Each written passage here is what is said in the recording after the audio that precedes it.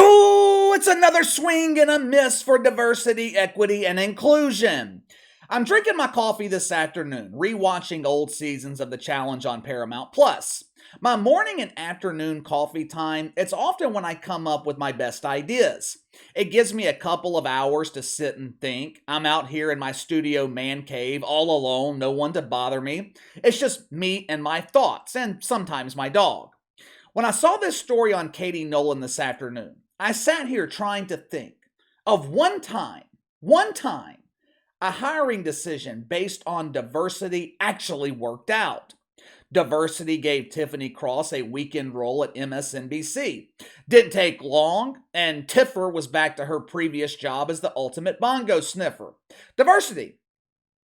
It has given Bomani Jones a career in the mainstream media that's lasted over a decade. This dude's never succeeded at anything. Bomani Jones, he could be participating in NBA All-Star Weekend this weekend. He could play a game of 21 by himself. The NBA could put him in a position where it's impossible for the Bobo to lose. All he's got to do is score 21 points. The Bobo is so consistent at failure, the ball would deflate before he reached 10 points.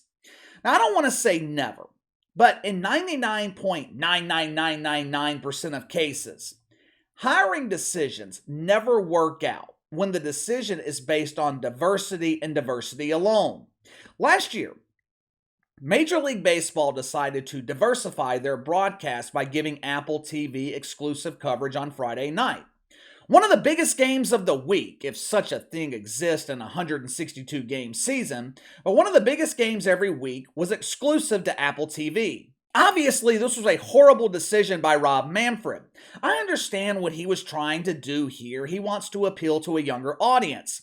He thinks all the cool kids are consuming content through Apple, so he puts baseball on their platform.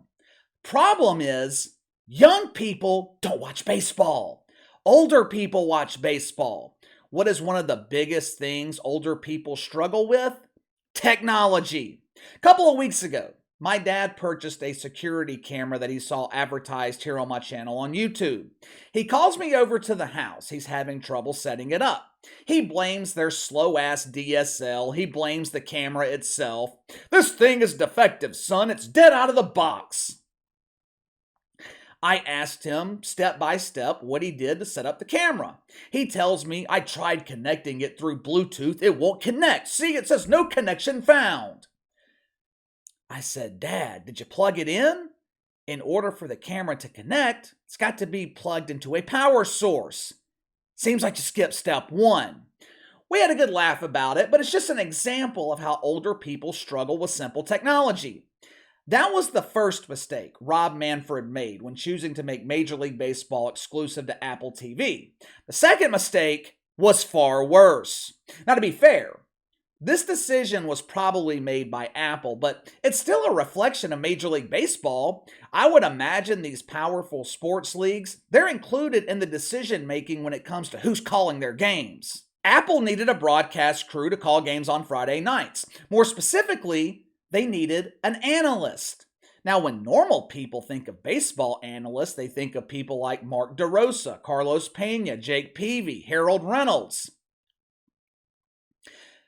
That is no bueno. All of those people have a propeller in their pants. They represent toxic masculinity. They also represent experience. They all played baseball at the major league level.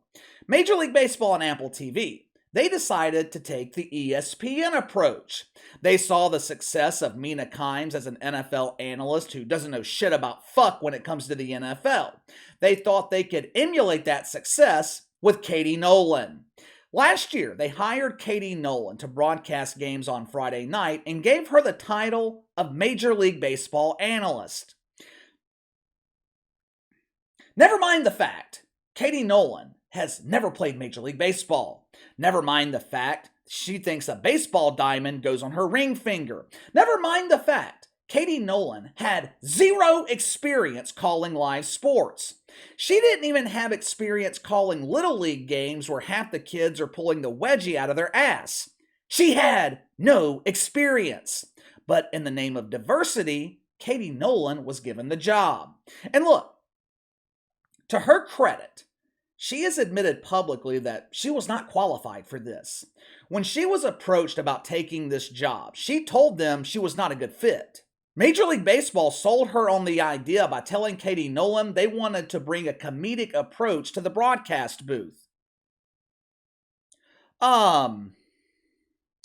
are two obvious problems with that scenario. Number one, I'm not watching professional sports looking for comedy. Matter of fact, I would be pissed off if my Pelicans were losing and Antonio Daniels started performing a stand-up routine. I don't want my analyst trying to make shitty jokes. Count is 2-1. Runner on second, bottom of the ninth. It's a tense situation, Katie. Oh, by golly, it sure is. It's almost as tense as the time my boyfriend revealed to me he was actually my girlfriend.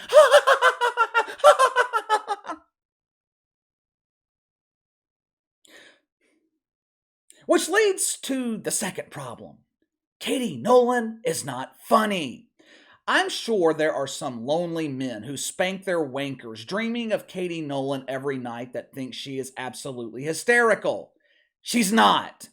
Adding comedy to a sports broadcast, it's already been tried before and it failed miserably. It was tried with a real comedian, Dennis Miller. Back in the early 2000s, ABC and the NFL added Dennis Miller to Monday Night Football. The end result? Huge, embarrassing failure. But it was nowhere near the level of failure that Katie Nolan was calling Major League Baseball.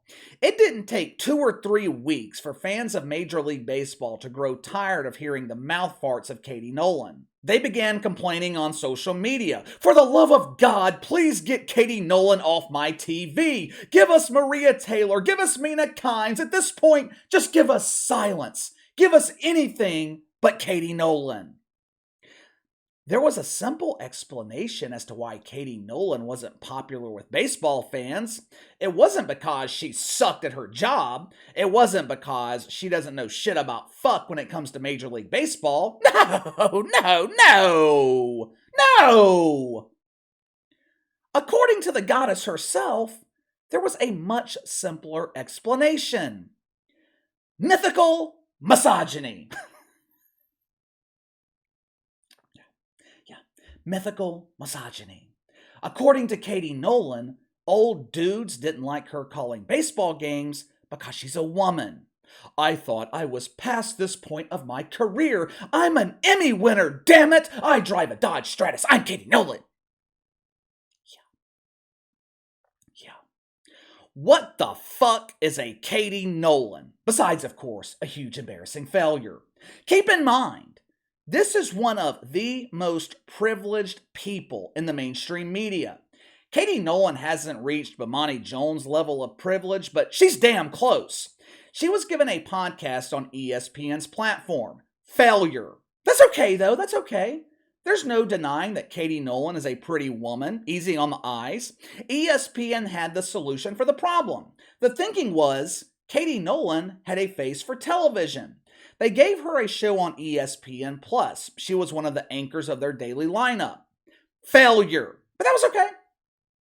You see, Katie Nolan resonates with a younger audience. As you guys know, young people, they don't watch streaming services.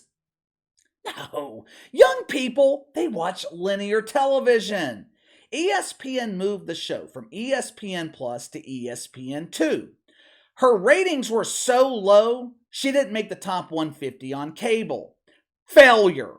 The failure of Katie Nolan at ESPN was so epic, they removed her from television in 2020 and paid her for another year just to stay off TV.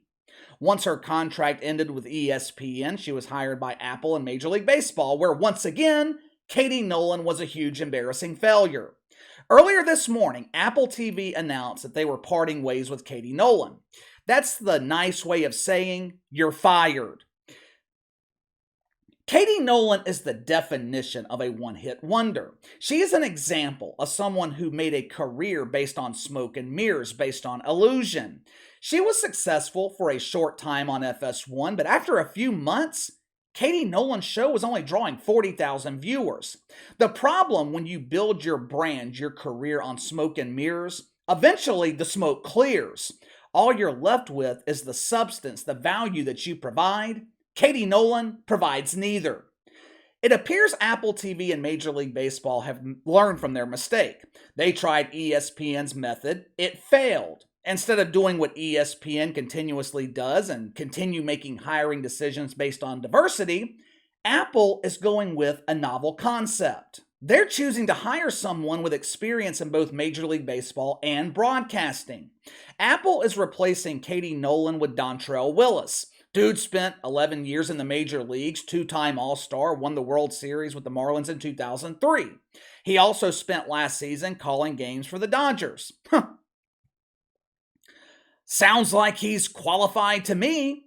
He should also be appeasing to the shitfucks because Dontrelle Willis is black. So it's a win-win for Major League Baseball. Normal people get someone who can actually analyze baseball games. Shitfucks get a good reason to spank their wankers. After multiple years of consistent failure, where does Katie Nolan go from here? In the past, when someone was a consistent failure in the media, they were looking for another career. But this is the era of diversity, equity, and inclusion. Even though she has absolutely no ability to draw an audience, Katie Nolan automatically qualifies for a job because she identifies as a female birthing person. I am sure some desperate outlet will be desperate enough to bring in what they think is a big name. And I'm even more sure if that happens, Katie Nolan will once again be a huge embarrassing failure. But give me your thoughts. Katie Nolan loses her job with Apple, loses another job in the media. She loses her job with Apple after one miserable season calling Major League Baseball. Where does she go next? Does Katie Nolan have the ability to draw an audience on another platform? You let me know. Sound off in the comments below. Make sure to like and subscribe. Click the notification bell to receive all notifications from the channel. Best way to contact me is by email at btlkc84@gmail.com, KC_BTL84 on Twitter. I'll see you guys tomorrow.